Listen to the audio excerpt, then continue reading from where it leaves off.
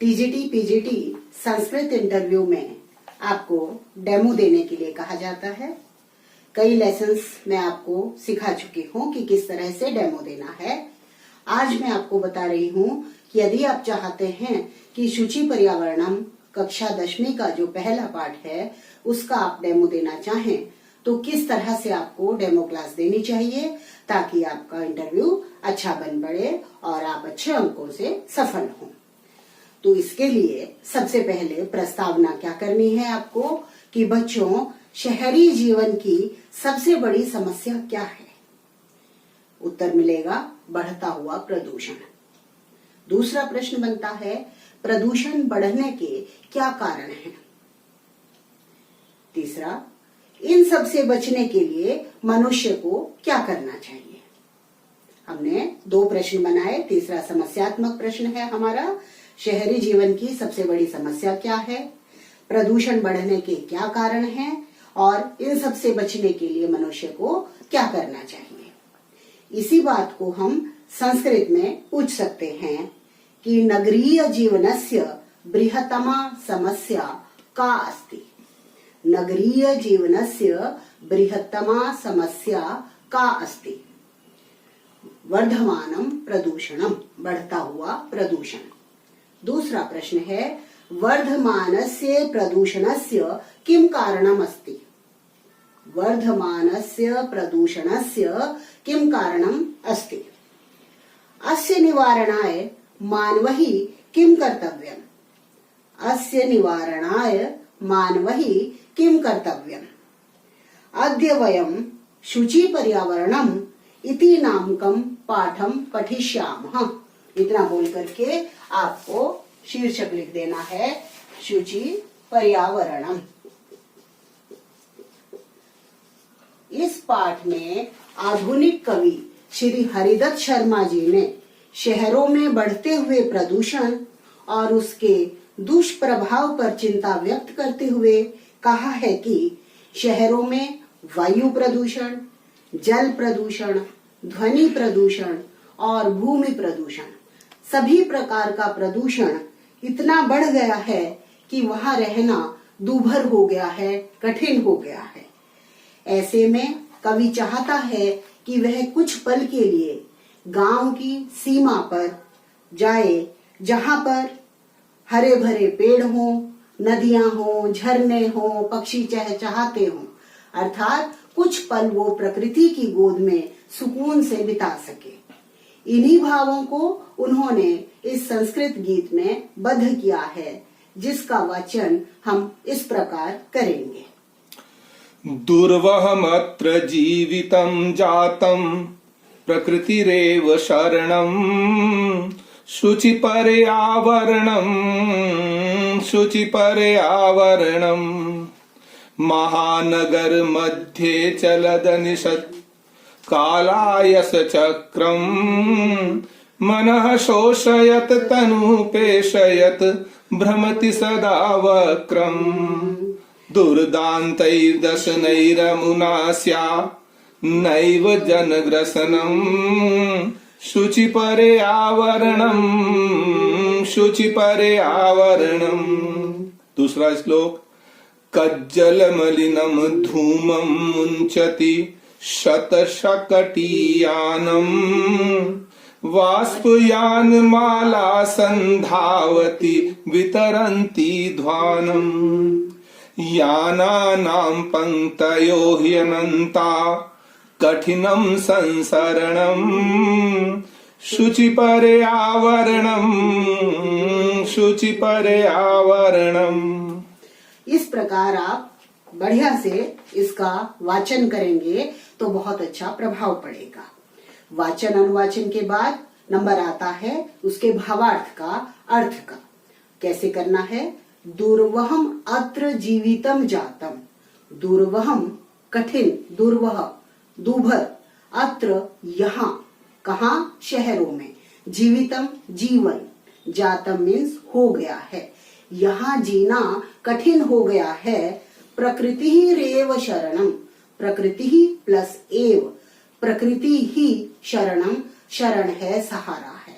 कि यहाँ शहरों में जीना इतना कठिन हो गया है कि अब तो प्रकृति ही एकमात्र शरण है।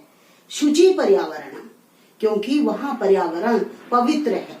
और इसका अर्थ हम क्या कर सकते हैं कि पर्यावरण को शुद्ध करो, पवित्र करो। पर्यावरण शुचि होना चाहिए, शुद्ध होना चाहिए। महानगर मध्ये चलदनिशम कालायश्चक्रम। महानगर मध्ये, समास विग्रह कर सकते हैं, महानगराणाम मध्ये, महानगरों के, बड़े बड़े शहरों के बीच में, चलद अनिशम, चलत प्लस अनिशम, चलता हुआ, अनिशम अहर्निशम, दिन रात, क्या, कालायस चक्रम, लौह चक्र, लोहे का चक्र, यानी ये जो मशीनें हैं, यंत्र हैं, दिन रात बड़े बड़े शहरों में चलता हुआ यह लोहे का यंत्र, यह पहिया, मनः शोषयत तनुपेशयत, मन को सुखाता हुआ, और तनुपेशयत, शरीर को मानो पीसता हुआ, भ्रमति सदा वक्रम, सदा टेढ़ा टेढ़ा घूमता रहता है। यह मशीनें जो चलती रहती हैं मन पर और तन पर दुष्प्रभाव डालती हैं।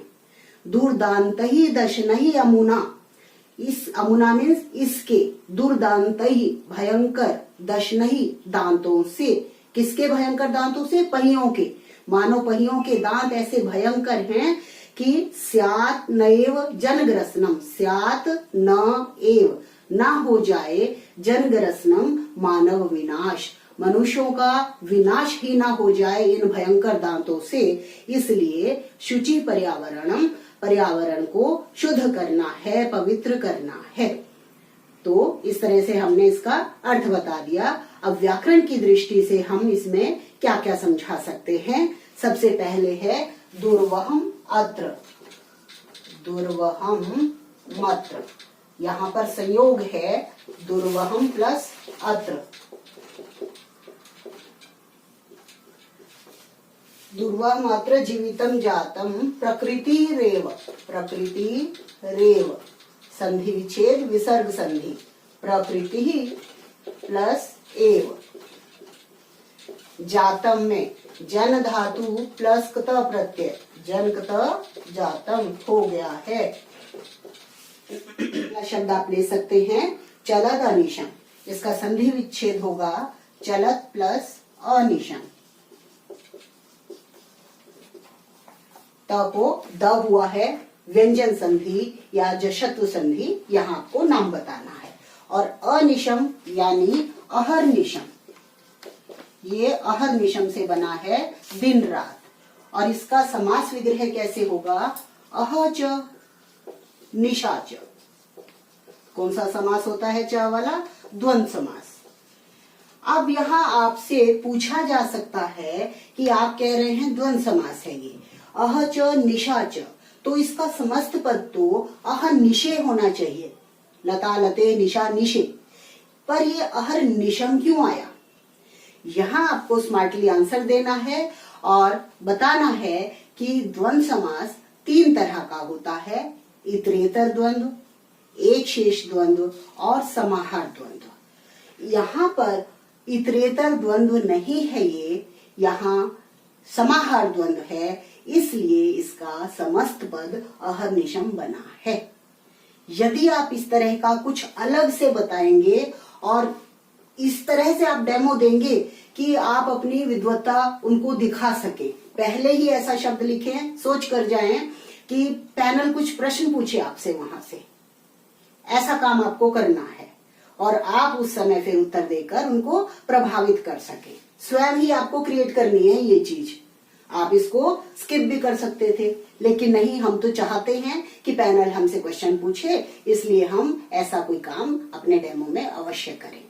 ठीक है, स्यान्नैव है यहाँ पर एक स्यान्नैव शब्द, तो इसका संधि विच्छेद होगा स्यात् न एव।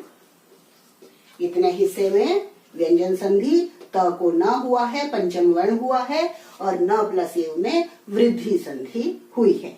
इस तरह आपको कुछ भी थोड़ा बहुत ब्लैक बोर्ड पर काम अवश्य करना है अपने डेमो कार्य में। और फिर पाठ को दोबारा से पक्का कराने के लिए कुछ प्रश्न अवश्य पूछने चाहिए कि जीवितम कीदृशम जातम, जीवन कैसा हो गया है। उत्तर मिलेगा बच्चे क्या करते हैं।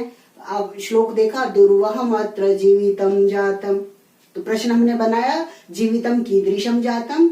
बच्चे दुर्वहम अत्र पूरा दोनों शब्द लिखते हैं। तो बच्चों को यहाँ पर सिखाना है कि जीवन कैसा हो गया है, दुर्वहम, इसमें से अत्र हटा दें, तो केवल उत्तर होगा दुर्वहम। ऐसी बातें हमें बच्चों को सिखानी है। जीवनम कीदृशम जातम दुर्वहम, दुर्वहम किम जातम जीवितम। कालायश्चक्रम कुत्र भ्रमति, महानगर मध्ये, महानगर मध्ये किम भ्रमति, कालायश्चक्रम। इस तरह के आप प्रश्न बनाएं और अपना डेमो क्लास दें। यदि समय मिलता है तो आप दूसरे श्लोक का भी अर्थ बता सकते हैं कि इस श्लोक में गाड़ियां जो चलती रहती हैं, धुआं करती हैं, वायु प्रदूषण फैलाती हैं, इस श्लोक में उसका वर्णन किया गया है। इस प्रकार अपना डेमो दीजिए कॉन्फिडेंटली और अच्छे अंकों से आप सफल होइए। धन्यवाद।